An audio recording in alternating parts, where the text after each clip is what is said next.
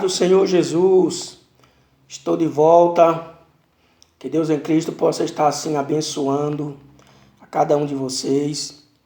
Estou trazendo aqui a segunda parte do estudo bíblico que fala sobre Jesus Cristo nos Salmos. Como foi prometido, estou aqui trazendo esse segundo ensino para que nós possamos aprender a respeito do livro de Salmo e das suas profecias a respeito de Jesus. Prosseguimos. O salmista escreveu que o seu trono durará para sempre. O trono de quem? Lógico que é o trono de Jesus. Olha o que o salmista escreveu no Salmo 45, 6 e 7. O teu trono, ó Deus, é eterno e perpétuo. O cetro do teu reino é um cetro de equidade. Versículo 7. Tu amas a justiça e aborreces a impiedade. Por isso, Deus, o teu Deus, te ungiu com óleo de alegria mais do que a teus companheiros. Então veja aqui o paralelismo aqui em Hebreus capítulo 1, versículo 8 a 9, quando diz: Mas do Filho diz, ó Deus, o teu trono subsiste pelos séculos dos séculos, cetro de equidade é o cetro do teu reino. Amaste a justiça e aborreceste a iniquidade. Por isso, Deus, o teu Deus, te ungiu com óleo de alegria mais do que a teus companheiros. Então, observe que é uma repetição aqui do Salmo 45, versos 6 e 7. Algumas palavras aqui estão idênticas. Quando o salmista fala que o trono de Deus durará para sempre. E aqui o escritor aos Hebreus falando a mesma coisa. O salmista também disse que ele ascenderia ao céu. No Salmo 68, verso 18 diz: Tu subiste ao alto, levaste cativo o cativeiro, recebeste dons para os homens e até para os rebeldes, para que o Senhor Deus habitasse entre eles. Agora veja o cumprimento desta palavra que está no livro de Efésios, capítulo 4, versículos 8 ao 9. Efésios 4, 8 a 9, que diz: Pelo que diz, subindo ao alto, levou cativo o cativeiro e deu dons aos homens. Ora, isto ele subiu, que é senão que também antes tinha descido às partes mais baixas da terra. Então aqui observamos que Paulo está falando aqui para os irmãos de Éfeso a respeito de Jesus Cristo.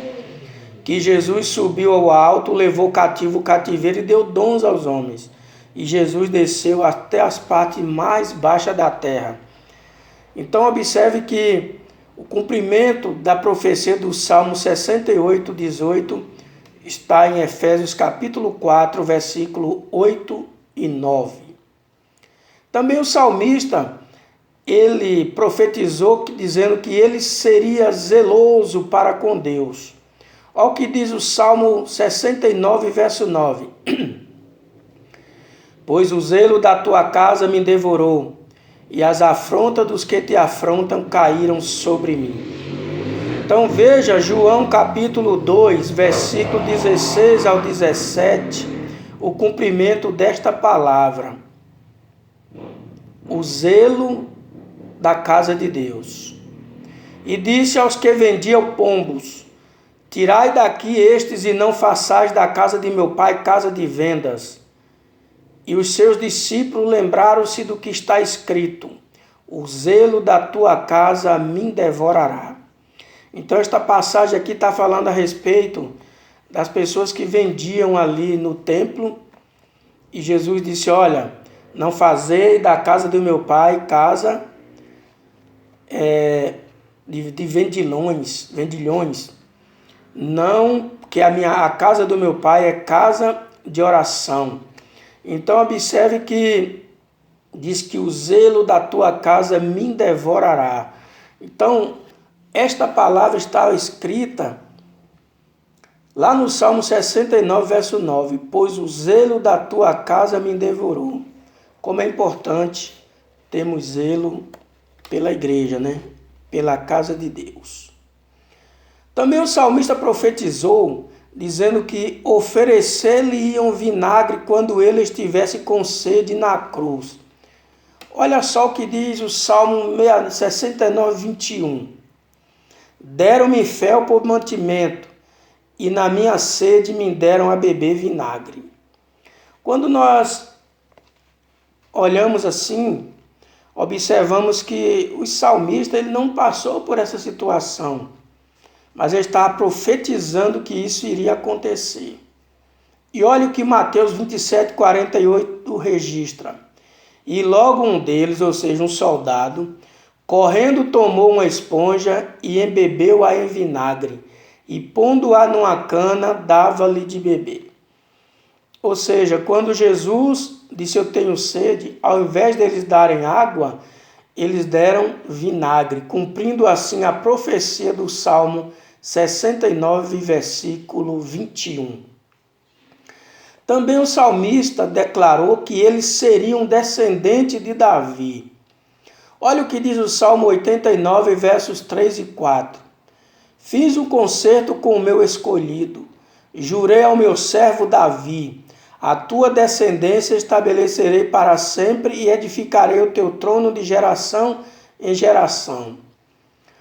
Vejamos onde se cumpriu, melhor dizendo, estas profecias. Estas profecias se cumpriram em Lucas, capítulo 1, versículos 31 ao 33. E eis que em teu ventre conceberás e dará à luz um filho, e por-lhe-ás o nome de Jesus. Este será grande, será chamado Filho do Altíssimo, e o Senhor Deus lhe dará o trono de Davi, seu pai. Frise bem nesta palavra. E o Senhor Deus lhe dará o trono de Davi, seu pai, e reinará eternamente na casa de Jacó, e o seu reino não terá fim. Então observe aqui mais uma vez o cumprimento da palavra de Deus, dizendo que o reino de Jesus não tem fim. O salmista também profetizou lá no Salmo 96, verso 12 e 13, que ele retornará para julgar o mundo. Olha o que diz o Salmo 96, 12 e 13. Alegre-se o campo com tudo que há nele, então se regozijarão todas as árvores do bosque. O verso 13.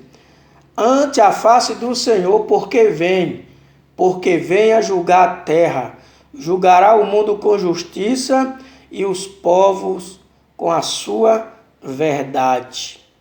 Louvado seja Deus. Então observe o cumprimento desta palavra em Atos capítulo 17, versículos 30 ao 31, que diz: Mas Deus, não tendo em conta os tempos da ignorância, anuncia agora a todos os homens em todo lugar que se arrependam, porquanto tem determinado um dia em que com justiça há de julgar o mundo, por meio do varão que destinou, e disso deu certeza a todos, ressuscitando-o dos mortos. Então, amado ouvinte, não tem dúvida aqui. Quem vai julgar o mundo é Jesus. A Bíblia fala que Deus determinou um dia em que com justiça há de julgar o mundo por meio do varão que destinou. Quem é esse varão? Quem é esse homem? A última parte do versículo de número 31 vai revelar: e disso deu certeza a todos, ressuscitando-o dos mortos. Então veja bem, esta pessoa não há dúvida de que é Jesus Cristo. O salmista Davi também profetizou no Salmo 110, verso 1, que ele é filho e ao mesmo tempo Senhor de Davi. Olha o que diz o Salmo 110, 1. Disse o Senhor ao meu Senhor, observe bem esta frase, disse o Senhor ao meu Senhor, assenta-te à minha mão direita, até que ponha os teus inimigos por escabelo dos teus pés. Disse o Senhor. Quem é o Senhor? Disse Deus a Jesus. Observe, disse o Senhor ao meu Senhor. Então, disse Deus a Jesus. Então, vamos ver onde se cumpriu aqui esta profecia e voltamos ao Salmo 110, 1 novamente. Mateus 22, 43 ao 44, diz assim: Disse-lhes ele, como é então que Davi em espírito lhe chama Senhor, dizendo, 44, disse o Senhor ao meu Senhor, assenta-te à minha mão direita, até que eu ponha os teus inimigos por escabelo dos teus pés. Então, está bem claro aqui no Salmo 110, verso 1, que o Senhor aqui que Davi se refere é Deus, e o outro Senhor aqui que Davi se refere é Jesus. Disse o Senhor ao meu Senhor. Então, observe, Jesus está assentado aonde? Está assentado à direita de Deus no céu. Então, observe bem que se cumpriu cabalmente esta profecia quando Davi diz que ele é filho e ao mesmo tempo Senhor de Davi. Eu quero chegar aqui na conclusão, mais 2 tópicos para nós encerrarmos este vídeo para não ficar muito longo. Davi também profetizou no Salmo de número 110 e o versículo 4, que ele é o eterno rei e sacerdote. Ele quem? Vamos ver. Jurou o Senhor e não se arrependerá. Tu és um sacerdote eterno, segundo a ordem de Melquisedeque. Ó o cumprimento em Hebreus 6, versículo 20. Onde Jesus, nosso precursor, entrou por nós, feito eternamente sumo sacerdote, segundo a ordem de Melquisedeque. Melquisedeque, rei de paz, não tinha genealogia. Observe que, falando na esfera terrena, Jesus teve uma mãe. Mas se for observar na esfera espiritual, Jesus não tem mãe, Jesus tem pai. Então observe bem que esse Melquisedeque prefigura um tipo de Jesus Cristo. Diz que ele era o rei de Salém, rei de paz. Abraão deu-lhe o dízimo de tudo que possuía. E aqui o salmista ele diz que jurou o Senhor e não se arrependerá. Tu és um sacerdote eterno, segundo a ordem de Melquisedeque. Então veja, o sacerdócio de Jesus é perfeito e é eterno. E o escritor aos Hebreus, ele diz, onde Jesus, nosso precursor, entrou por nós, feito eternamente sumo sacerdote, segundo a ordem de Melquisedeque. Então aqui está uma comparação perfeita do Salmo 110, verso 4, com Hebreus 6, 20. E o último ponto aqui, o salmista escreve no Salmo 118, verso 22, que ele seria rejeitado por muitos, mas aceito por Deus. Ele quem? Jesus.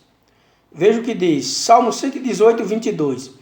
A pedra que os edificadores rejeitaram tornou-se cabeça de esquina. Agora vamos para o cumprimento desta palavra. Primeira carta de Pedro, capítulo 7, versículos, ou melhor, primeira carta de Pedro, capítulo 2, versículos 7 e 8, que diz: E assim para vós, os que credes, é preciosa, mas para os rebeldes a pedra que os edificadores reprovaram, essa foi principal da esquina. Verso 8. E uma pedra de tropeço e rocha de escândalo para aqueles que tropeçam na palavra, sendo desobedientes para os que também foram destinados. Então observe aqui, amado ouvinte da palavra de Deus, que a Bíblia fala que Jesus Cristo ele é comparado com uma rocha. E todos aqueles que têm a sua vida fincada, firmada, arraigada, plantada nesta rocha, ela não desmorona. Mas para aqueles que o rejeitam, era uma pedra de tropeço e de escândalo. Ou seja, todos aqueles que rejeitam a Jesus Cristo como Salvador e Senhor da sua vida, esses não obterão vitória. Vão tropeçar na rocha e terrível será a sua queda. Então, que nós possamos acreditar verdadeiramente em Jesus Cristo como a nossa rocha eterna e como nosso Salvador e Senhor das nossas vidas. Que Deus em Cristo nos abençoe. E eu espero que você tenha entendido esta mensagem a respeito de Jesus Cristo nos Salmos, quando fala a respeito das profecias escritas nos Salmos e cumprindo no Novo Testamento na pessoa de Jesus Cristo. Que Deus em Cristo nos abençoe e até a próxima porção bíblica, se o Senhor assim nos permitir.